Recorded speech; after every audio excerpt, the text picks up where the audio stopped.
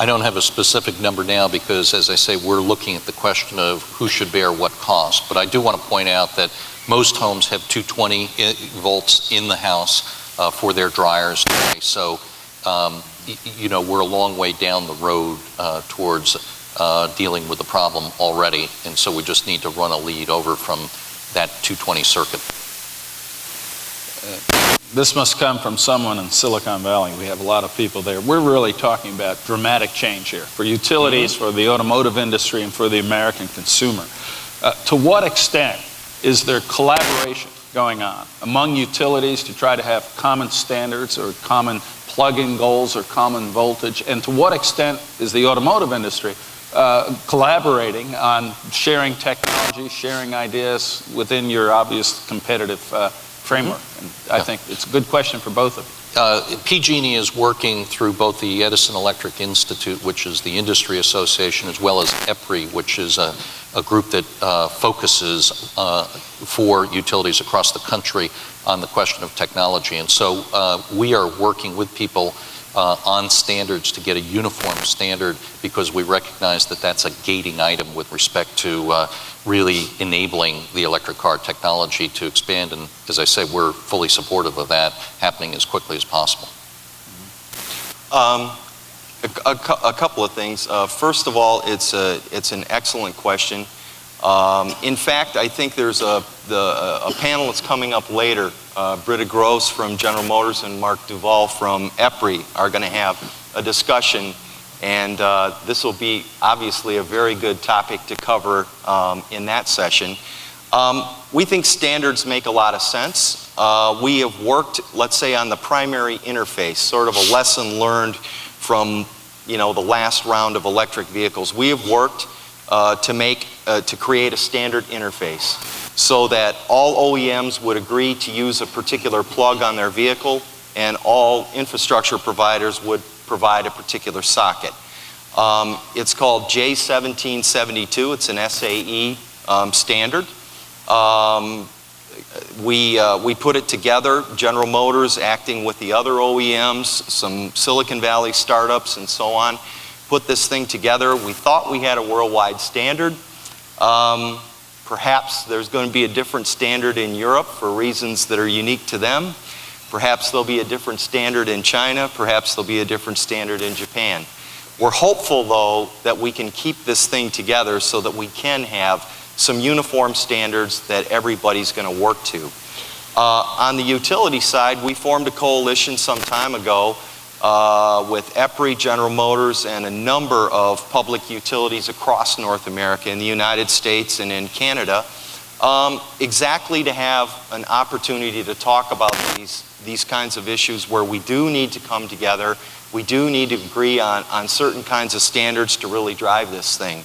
And I think Britta and Mark can talk about that more in their session, but it's obviously very important. Look, I don't think there's any possibility that you're going to see a lot of manufacturers get together and agree on a standard battery pack. I mean, we're way too early. The history of the car business has been, first comes the innovation, later comes the standardization. So I think we're some years away from basically standardizing, let's say, things like batteries and power electronics and perhaps even motors. But there's a lot of other things that we can standardize and make this whole thing move a lot better. And so we value that. We look to do that as much as possible with all of the other stakeholders out there. And I think we're on the way. We've had some decent wins here. One is the interface around J1772, and the other is getting a coalition together to talk about this topic more generally.